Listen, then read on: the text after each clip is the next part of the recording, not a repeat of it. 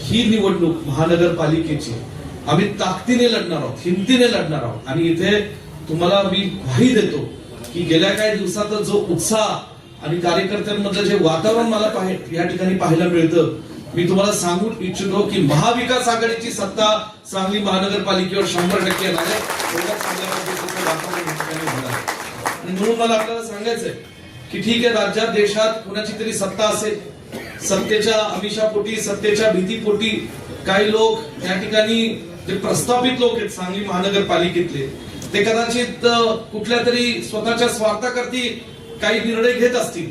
ज्या पक्षाने त्यांना मोठं केलं, ज्या पक्षाच्या जीवावर ते नगरसेवक गेले, महानगरपालिकेमध्ये अनेक पदं भूषवली, ती कदाचित आज जात असतील. परंतु मी तुम्हाला सांगू इच्छितो की आम्ही जे काँग्रेसचे नेते कार्यकर्ते आहोत, हे आम्ही सर्वसामान्य लोकांच्या बळावर ही निवडणूक लढणार आहोत, कार्यकर्त्यांच्या जीवावर आम्ही निवडणूक लढणार आहोत.